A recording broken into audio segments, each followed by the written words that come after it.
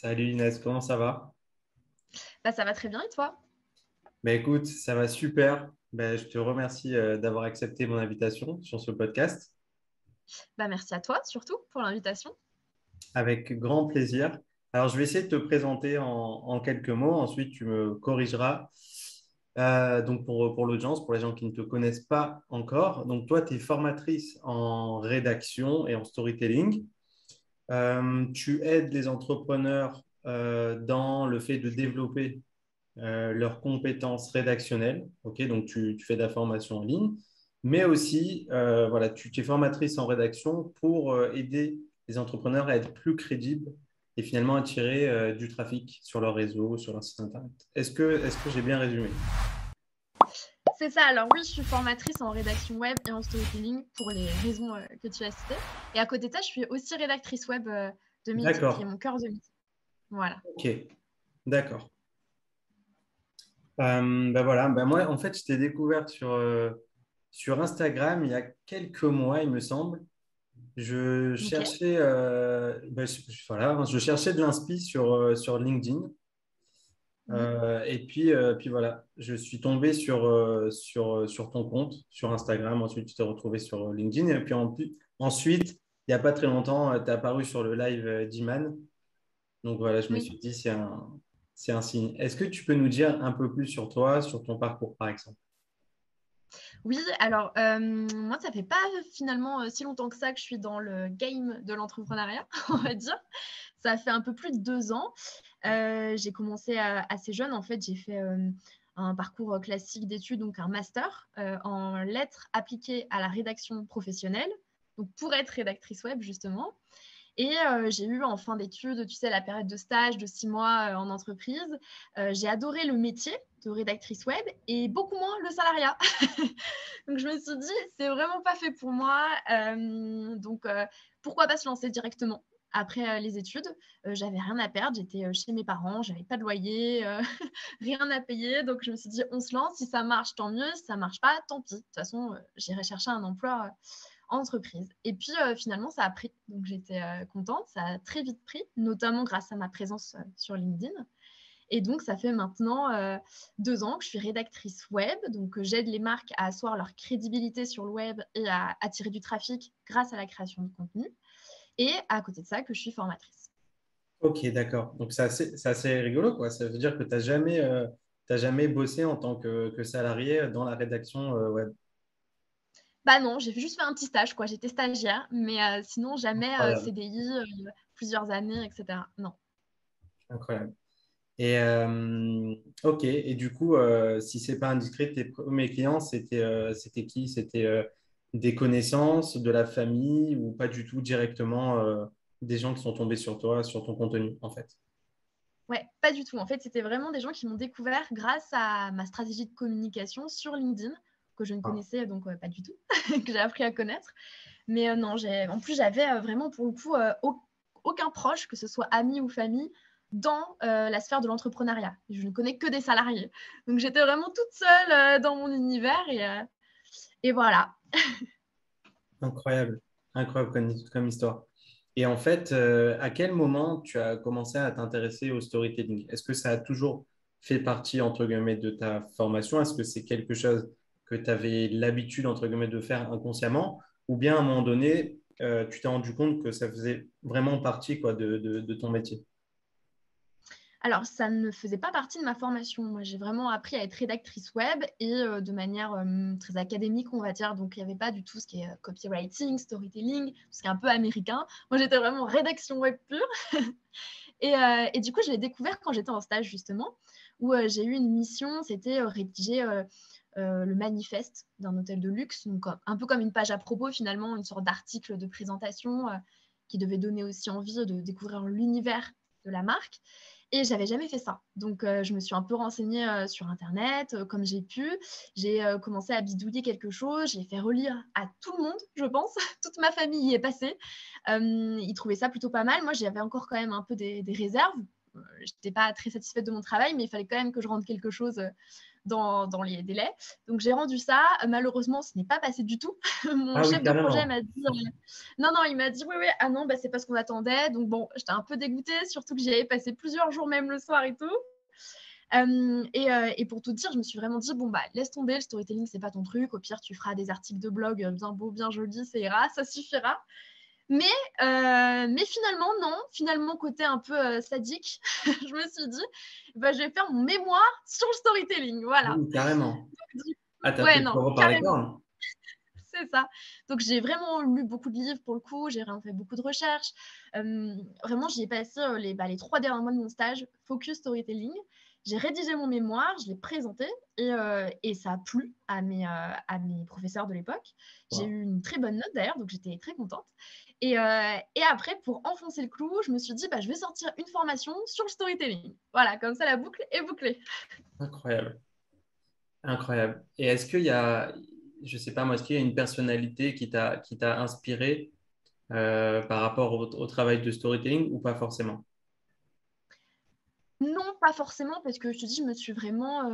Enfin, j'ai lu beaucoup de choses en fait. Je me suis pas, comment dire, focus sur une personne où j'avais pas déjà quelqu'un en tête quand j'ai commencé à faire mes recherches. Mais j'avoue que je suis tombée sur un livre qui m'a beaucoup, beaucoup aidé Hmm. dans la création de mon storytelling. C'était le livre de. Alors, je sais pas si je vais bien prononcer, mais Seth Godin, je pense que c'est Oui, comme ça, Seth Godin. qui s'appelle Tous les marketeurs racontent des histoires ou quelque chose comme ça, il me semble, Ouais. qui m'a beaucoup inspirée. J'ai beaucoup apprécié la lecture de ce livre-là.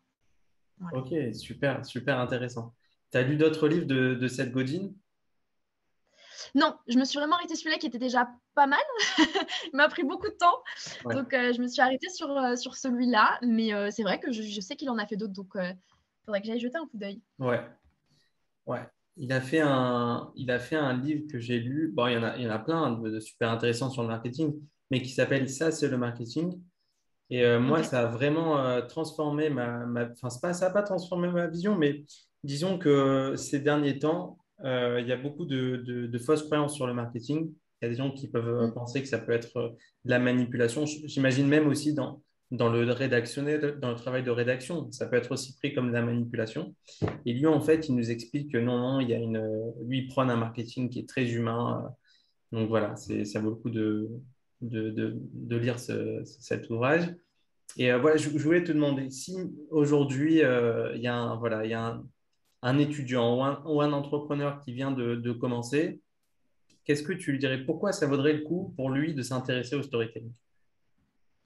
Bah, ça vaudrait le coup parce que le storytelling, déjà, ça touche tous les domaines d'activité, finalement, je pense, tous les business, si on peut dire ça grossièrement. C'est-à-dire que peu importe ce que tu fais, tu peux créer du storytelling pour créer du lien avec ton audience, gagner en visibilité, etc. Donc, ça te servira tout le temps. C'est pas comme le théorème de Pythagore que tu utilises une fois tous les 30 ans. Donc, pour le coup, ça sera vraiment utile. Et en plus de ça, je trouve que c'est hyper intéressant, même dans la vie de tous les jours, au-delà du professionnel, parce qu'on a tous tendance à raconter des histoires, finalement, à nos proches, à tout le monde. Donc, savoir maîtriser la création d'un bon storytelling qui captive, qui attire l'attention et qui pousse peut-être même à l'action s'il y a un objectif derrière, ça peut être hyper intéressant. Ok. Et est-ce que le storytelling s'est adapté à tous les styles de métier, à tous les domaines d'activité? Par exemple, moi, je suis un comptable. Est-ce que Ouais. je vais pouvoir je vais pouvoir raconter une histoire? Bah oui, totalement. Et je trouve que c'est même hyper intéressant pour les métiers on dit un peu sexy, tu vois, ou du moins qui sont Ouais. assez techniques et du coup qui peuvent paraître assez éloignés du grand public, si on peut dire. Alors que pour le coup, un comptable, ça peut être utile pour ce compte des sociétés, par exemple.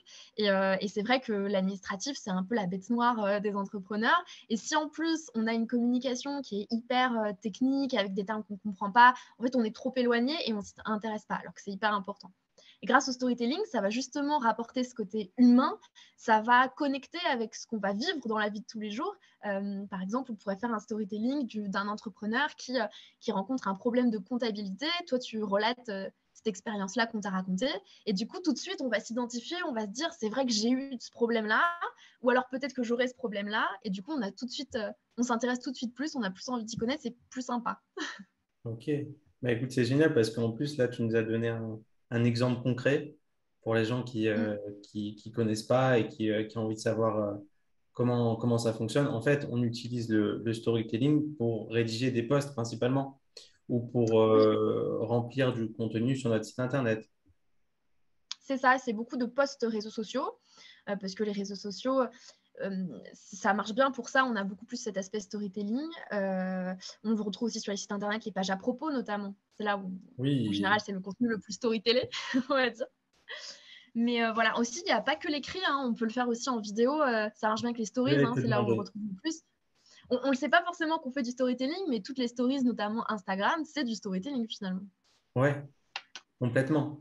Est-ce que parfois même tu vas jusqu'à accompagner les entrepreneurs à travailler leur pitch de présentation? Ça fait Non, aussi je fais partie pas. de... Non?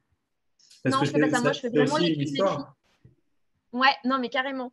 C'est vrai que je fais beaucoup l'écrit. Alors, par contre, pitch de présentation, ça peut être la biographie d'un Ouais. compte LinkedIn, par exemple. Ça, je le fais. Je vais apprendre à le faire ou je vais le rédiger moi-même en fonction des services qui sont demandés.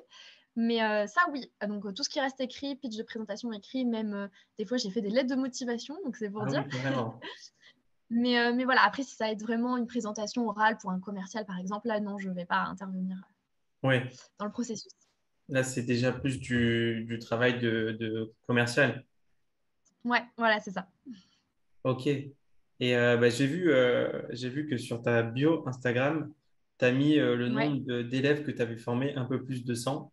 Si je ne me trompe ouais. pas, 107 ou un peu plus, je sais plus. Ouais, 107 en plus, c'est le Ah, pas dernier mal, pas chiffre. mal. Je l'ai retenu, hein. C'est bien. Mais déjà, bravo, hein. En si peu de temps, c'est tout juste incroyable. Ça veut dire Bah, que, merci beaucoup. ça veut dire que ta formation, elle doit être de qualité. Ouais, Et en fait, ça, c'est le score des deux formations. Donc, la formation devenir d'accord. rédacteur web et le guide storytelling. C'est les deux ensemble. Ok, d'accord. Et c'est qui les élèves qui vont prendre l'un des deux programmes? C'est quoi le profil en général? C'est des jeunes, c'est des entrepreneurs, c'est des gens qui sont déjà entrepreneurs ou c'est quoi le profil des gens? Alors, ça dépend vraiment en fait du type de programme. Bon, Ouais, en général, de toute façon, là, j'ai assez similaire. Ça va être des personnes entre 24 et 34 ans, donc assez jeunes.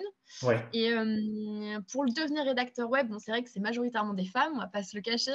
Il y a quelques hommes, je vous garantis qu'il y a quelques hommes, mais c'est quand même majoritairement des femmes, voilà, 24-34 ans, en général, qui viennent soit, qui sont en reconversion professionnelle, donc qui souhaitent changer de métier et se lancer en freelance. C'est vrai que la rédaction web, c'est un bon domaine pour être freelance, je pense. Donc voilà, ça passe du salariat au freelancing et du coup en devenant rédacteur web, soit des personnes qui sont déjà rédacteurs web mais qui viennent tout juste de se lancer et qui ont peut-être des difficultés à trouver des clients, qui se sentent peut-être pas encore hyper légitimes parce qu'ils n'ont pas forcément suivi de formation dans le milieu. Ça peut être une formation, mais juste dans le marketing, ou juste dans la com, ou juste dans les lettres, mais pas le tout, puisque finalement, la rédaction web, c'est de la littérature et du marketing. Donc voilà, ça va être un peu ce profil-là. Et pour le guide storytelling, pour le coup, c'est vraiment plus large. Et on a surtout des entrepreneurs qui cherchent à gagner en visibilité et à connecter avec leur audience. Donc voilà. Ok, d'accord. Dans ta formation, il y a une méthodologie précise. Qu'est-ce qu'on peut retrouver en fait? Alors, dans le guide Success Storytelling, c'est mis dans le nom, c'est un guide vraiment Un qui guide. va guider de A à Z à la création d'un storytelling. Qu'est-ce que j'entends par guider? C'est tout simplement parce qu'il y a une trame avec étape 1, tu fais ci, étape 2, tu fais ça, étape 3, nanana, jusqu'à étape 5. Il y a 5 étapes au total. Et j'ai un peu fait ça sous forme de texte à trous où finalement, le lecteur n'a plus qu'à compléter avec ses propres informations, sa propre expérience, ses objectifs. Bon, bref, ça, on voit tout ça dans les premières étapes. Et ensuite, il a une sorte de trame de storytelling qui reste juste forcément à adapter à la ligne édito, à la manière de s'exprimer, mais au moins, on a le corps quoi, du texte et ça aide, franchement, on gagne beaucoup de temps dans la création du storytelling. Et on s'y perd pas. Ouais. Ok. Et en général, c'est quoi les questions qui reviennent souvent quand tu parles à tes élèves ou à tes étudiants? Il y a des questions qui Sur, reviennent souvent, des difficultés. Je sais pas, moi, sur par le story. exemple, oui, mais je sais pas comment me mettre en avant ou Mm. j'ai l'impression que c'est pas moi, etc. Est-ce qu'il y a des choses qui reviennent Ça serait Oui, intéressant bah, de savoir. ouais, non, mais totalement. La première, je crois en top 1, c'est je n'ai rien à dire. Ça, c'est Ah, vraiment le top 1 de je n'ai rien à raconter, ma vie n'est pas passionnante au point d'en faire un storytelling. Alors, déjà, c'est faux, on a tous quelque chose à raconter. Et même si effectivement, on n'a pas tous une vie, je le reconnais, grandiose, où en fait, j'ai créé Apple, voilà, on n'est pas là. Peut-être ça peut être une petite boîte, peut-être que l'idée est venue très simplement, mais c'est déjà une histoire finalement. ouais, Là où on est parti, comment on a eu l'idée, les obstacles qu'on a rencontrés, où on en est aujourd'hui, les leçons qu'on a apprises au cours de notre vie professionnelle. Tout ça, ce sont des histoires qui peuvent être racontées. Pourquoi? Parce que justement, c'est des histoires qui sont peut-être simples pour vous, mais qui sont justement à échelle de votre audience. C'est-à-dire que ce sont aussi des histoires ou des problèmes que peuvent rencontrer votre audience. Parce que pareil, votre audience, elle ne vit pas des histoires incroyables tous les jours. Donc voilà, justement. Et moi, je trouve qu'on se connecte plus avec des gens qui ont finalement rencontré des obstacles, qui n'ont pas eu. Ce qu'on voit souvent, les personnes qui sont interviewées, c'est des personnes qui ont eu un grand succès très très vite. On a l'impression qu'il n'y a jamais eu d'embûche, que voilà, ils ont surfé sur la vague et qu'il n'y avait ouais. aucun problème. C'est hyper inspirant, mais du coup, on ne se reconnaît pas forcément là-dedans. Alors que quand on a des obstacles, un parcours assez classique même finalement, bah, on se reconnaît plus, on s'identifie plus. Ok. Du coup, ça m'emmène à la question, à savoir, je sais que ça revient souvent sur les réseaux, hein, enfin, moi, je travaille dans le marketing, donc j'ai souvent ces questions qui reviennent. Est-ce qu'on est obligé de faker sur les réseaux sociaux? Est-ce que, Non, on est obligé de grossir les scores et de gonfler les stats? non, bah, non, non, pas du tout. Justement, vaut mieux être authentique et je pense que c'est aussi ce qui est recherché maintenant. Bah, ça fait un peu, le terme qu'on entend partout, mais si on l'entend partout, c'est que c'est vrai aussi. Les gens sont à la recherche, d'authenticité. On en a marre un peu du fake. Il y avait une grande période là, surtout sur Instagram, les fake influenceurs, qui achetaient plein Hmm. d'abonnés, qui achetaient plein d'engagements, qui s'inventaient même, entre guillemets «une vie» où en fait, c'était des photos, ils étaient, chez Ikea, ils disaient qu'ils étaient partis à Dubaï. Enfin voilà, au moment Je la non, connaissais pas, on ça. en a non, mais on n'en a plus envie. On veut du vrai, des vraies statistiques, comme je disais, des personnes qui se cassent la gueule parfois aussi, qui n'ont pas un succès fulgurant en 6 mois. Et bah, c'est tout autant intéressant, si ce n'est plus, finalement, parce qu'on apprend à leur côté, nous aussi. Donc non, ça sert à rien de raconter du fake. Et de toute façon, ça se voit, moi, je trouve, hein. Maintenant, sur Ouais. sur LinkedIn, le storytelling, c'est devenu à la mode, donc tout le monde en fait. Mais alors, c'est des histoires tirées par les cheveux. On a tous vu celui qui dit il est venu 3 jours en retard à un entretien d'embauche, je l'ai embauché, c'était mon meilleur employé. Enfin bon, ça se voit, quoi. À un Ouais. moment, ça se voit. Donc, ça ne marche plus trop. Ok, donc à retenir, être super authentique et voilà, et tout simplement raconter son histoire, même si on n'a pas une vie à la, je sais pas quoi, quel influenceur. Et, Mm. euh, et du coup, c'est quoi alors ton réseau social préféré? Si tu devais en choisir qu'un. Je sais que tu as un top 2 peut-être, ou un top 3, mais Ouais. j'imagine que tu as un top 2, top 3, mais vas-y, je te laisse la parole. Et pourquoi? Et pourquoi? Tu nous expliques pourquoi aussi. Bah, honnêtement, ça va pas être une surprise, mais je dirais LinkedIn, je pense. Hmm. Parce que ça a été le premier canal sur lequel j'ai commencé à communiquer. Ça a été celui qui m'a fait connaître, entre guillemets, hein, avec ma toute petite notoriété.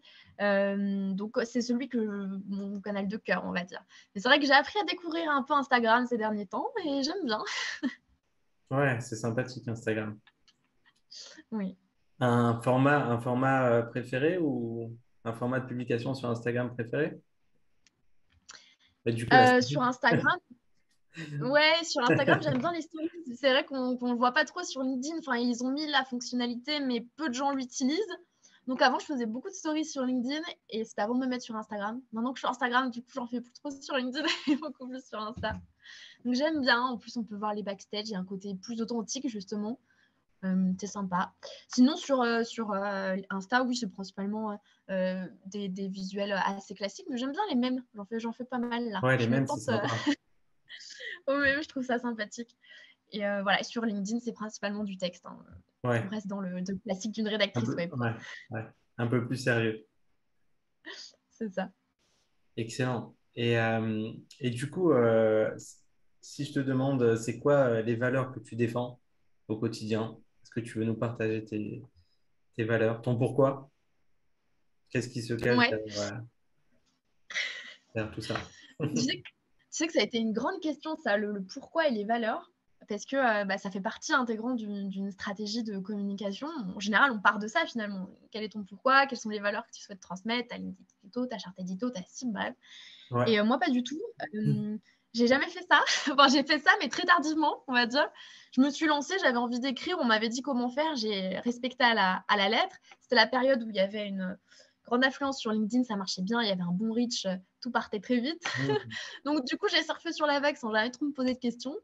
Et récemment, j'ai suivi une formation d'une coach business qui apprenait justement à définir les bases, tout Hmm. ça, au bout d'un an d'activité, tu vois. Et c'est là où je me suis posé la question du pourquoi et des valeurs. Bon, du coup, maintenant, j'ai la réponse.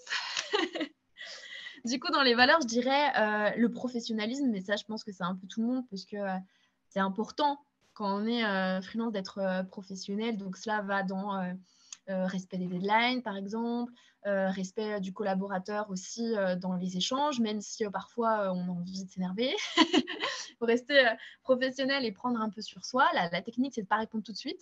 Sauf que j'avais tendance à faire avant. Maintenant, je prends quelques jours de réflexion. Ou déléguer aussi, ça peut être comme ça la solution idéale. On embauche quelqu'un qui est assez empathique et voilà, on lui dit tu Ouais. réponds au message. Donc, professionnalisme, il y a aussi la générosité. Je trouve que c'est une bonne valeur. J'aime beaucoup partager sans forcément me dire je partage pour avoir des ventes derrière. Du conseil un peu gratuit. C'est pour ça aussi qu'à chaque fois qu'on m'envoie des messages, je réponds tout le temps. J'essaie de donner des conseils, même quand. Bon, alors ça dépend. Hein. Si on me demande toute une stratégie de A à Z, peut-être que là, il faut peut-être pas abuser. Mais quand c'est des conseils par-ci par-là, j'essaie de répondre. On m'avait d'ailleurs fait la réflexion de ah merci, vous êtes la seule à m'avoir répondu. Donc, Ah donc je oui. dis bah avec plaisir. Et puis la positivité, c'est ce que j'essaie de divulguer un peu, enfin, de transmettre un peu sur les réseaux, même si évidemment bah, tout n'est pas tout rose tout le temps, hein, on ne peut pas être de bonne Ouais. humeur tous les jours. Donc C'est quand ça va pas trop, je le dis aussi, mais c'est vrai que je suis de nature assez positive, donc j'essaie toujours de voir le côté plus positif des choses. Donc c'est aussi ce que j'essaie de transmettre à travers mes contenus. Si tu peux faire sourire, aider au lieu de faire pleurer, c'est plus sympa. Ah oui. Oui, c'est mieux, c'est vrai. Donc J'ai, voilà. écoute, ben, merci pour ta réponse. Et j'ai vu tout à l'heure un post sur LinkedIn d'un collègue qui disait, Mhm. qui parlait de la légitimité quand on Ouais. démarre. Et d'ailleurs, ça serait peut-être intéressant de te demander justement comment on fait quand maintenant, voilà, moi je suis ton étudiant, j'ai envie de démarrer mon activité en tant que rédacteur. Comment finalement on arrive à se sentir légitime quand on démarre avec nos premiers clients? Est-ce que tu as, une petite clé par rapport à ça? Un petit quelque chose? Ton avis Bah, là-dessus? la légitimité, ouais, la légitimité pour moi, ça va avec la confiance en soi finalement. Et enfin, le sentiment de légitimité va avec le sentiment de confiance en soi. Et, la confiance en soi, il n'y a pas trop d'astuces finalement, ça vient avec le temps, ça vient avec les retours Avec le... positifs des clients, avec l'expérience.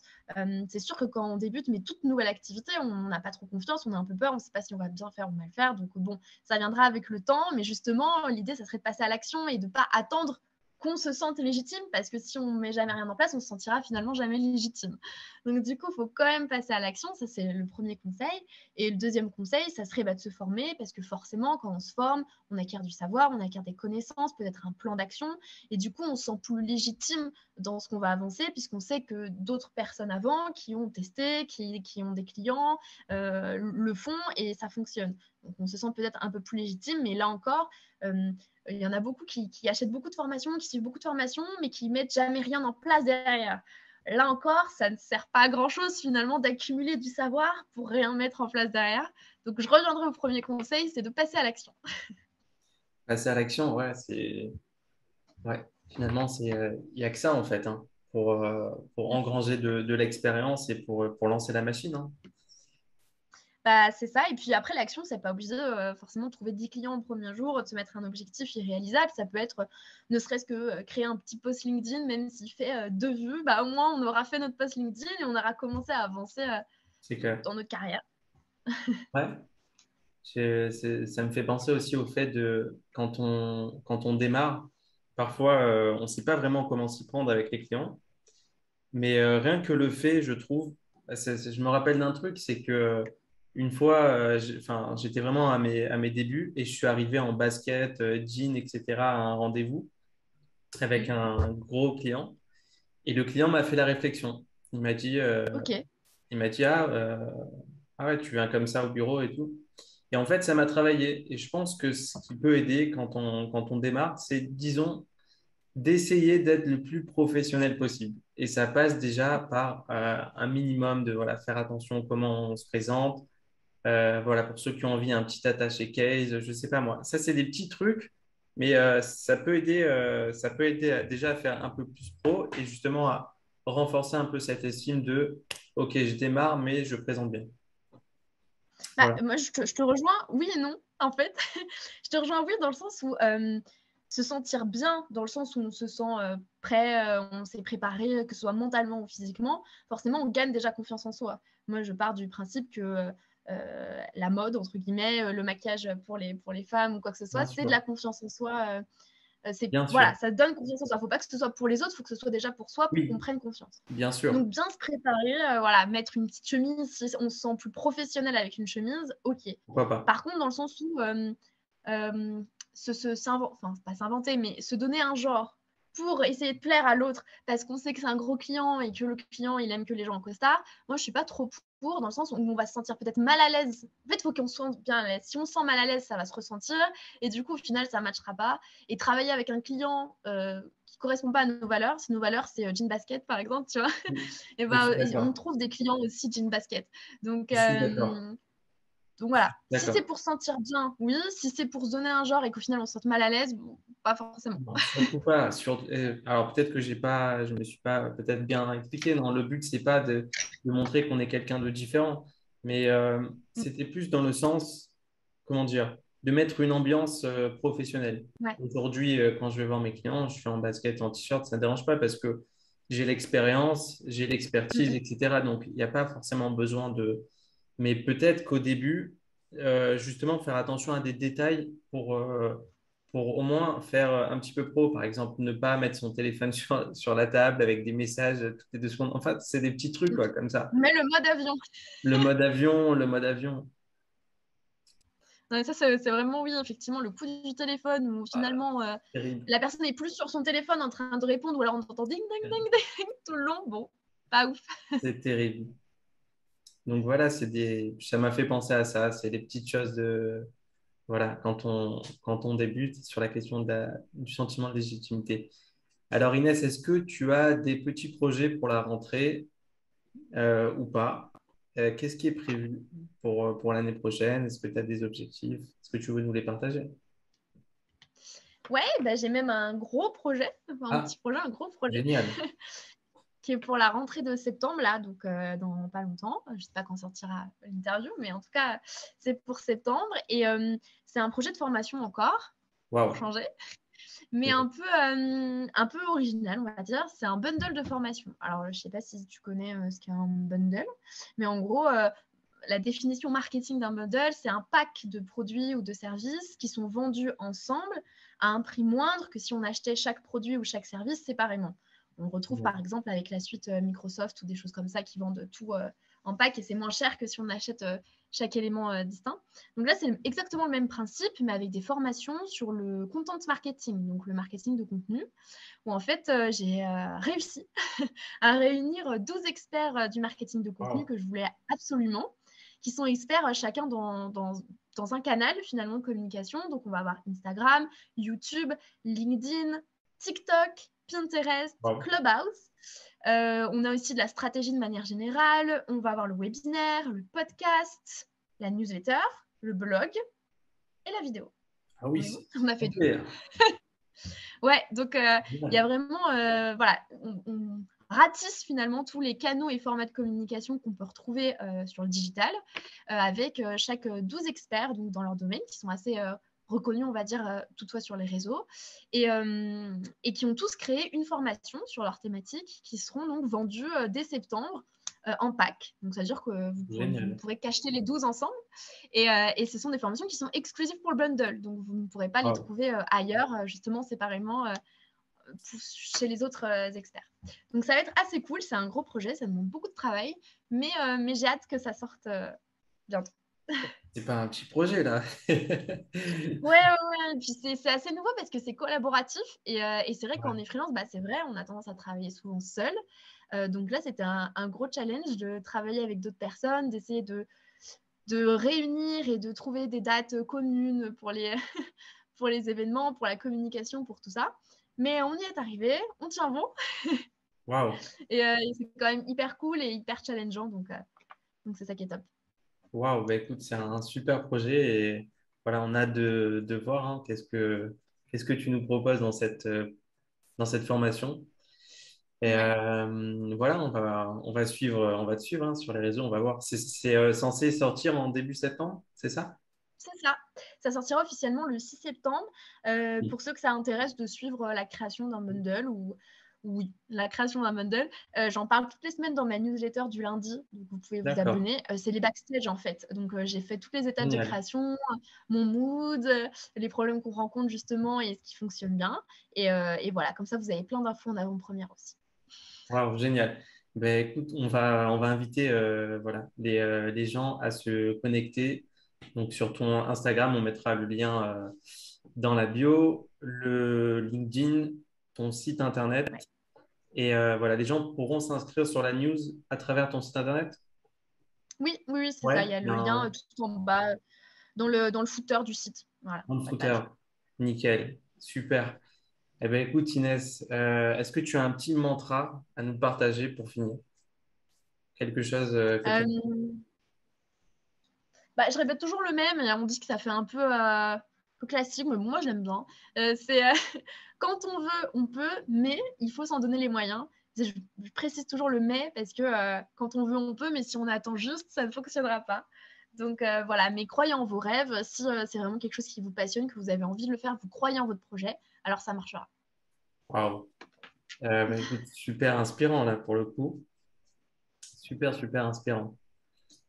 Ben, écoute, Mm. merci beaucoup d'avoir été avec nous, de nous avoir partagé voilà, ces moments, des clés aussi, parce que tu nous as beaucoup parlé sur le storytelling et sur le travail de rédaction.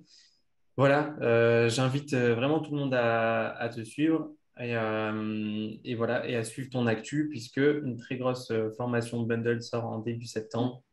Donc voilà, les amis, n'hésitez pas à follow Inès sur les réseaux. Et voilà, merci encore Inès pour ton partage et pour ton temps. Merci à toi, c'était hyper sympa. Yes, en plein milieu de d'août, entre deux vacances. Ouais, c'est ça, sous la pluie. Sous la pluie, bien sûr.